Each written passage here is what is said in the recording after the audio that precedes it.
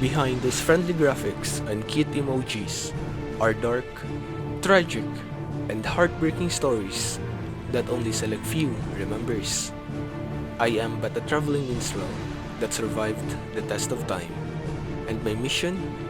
To celebrate the heroics and feats of the unsung heroes, to curse the lies and deception of the beings pulling the strings, to delve to the history and lore of Rune Midgard.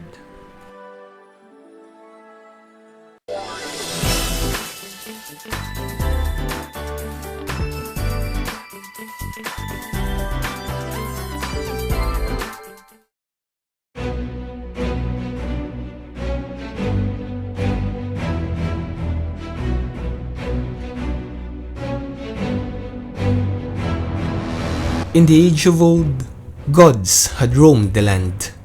People revered the almighty power that they possess. They are the masters, the protectors, the creators. When the day of Ragnarok has befall the world of Rune Midgard, the gods, together with the chosen heroes, fought the hordes of evil creatures. The great war has gone for thousands of years. Casualties had piled up on all sides, and the world is about to come to an end.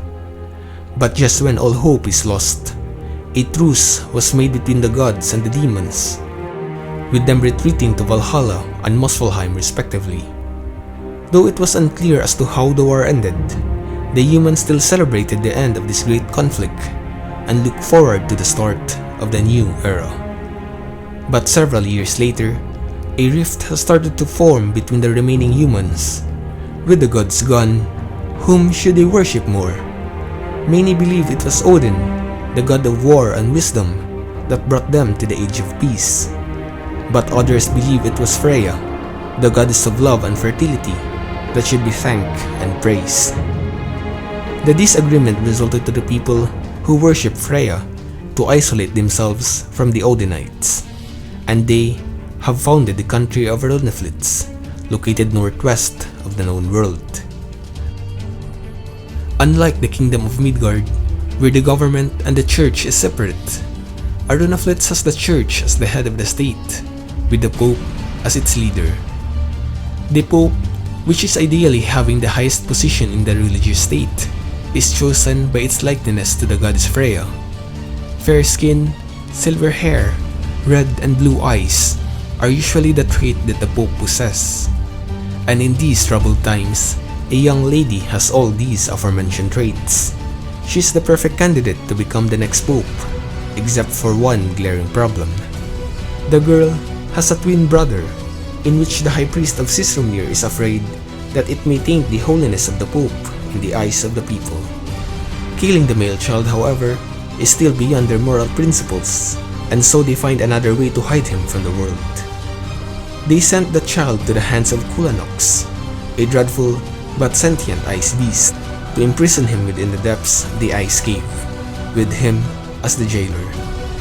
Kulanox knows the extent of the power of the High Priest of Sisrumnir, and had to reluctantly agree to the task, lest his home shall be destroyed.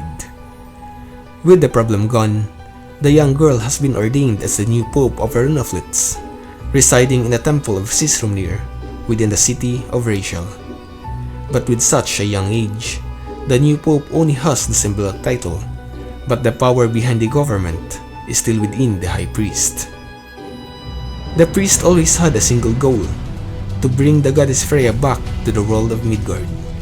And in order to do so, a great power source is needed, the same source which Odin used to create the current world, the heart of Ymir. Since the dawn of history, only few heart fragments has been found. The ancient floating city of Juperos is said to have the heart of Ymir, but is now all gone and in ruins. The former great city of Glassheim is also noted to have one, but the disaster has struck the former capital and is now under the control of the Dark Lord. And lastly, Frontera, the capital of the kingdom of Rune Midgard, is said to keep a fragment of the heart. The search of the High Priest of Sisrumnir for the heart has all been but successful, which has further intensifies the tension between the state and the kingdom. Until one day, a news has reached the ears of the priest. On the far eastern city of Litalzan, an imitation of the heart of Ymir has been invented, which closely mimics the capability of the real heart. But without the Pope's unifying power, the High Priest has been split between two factions.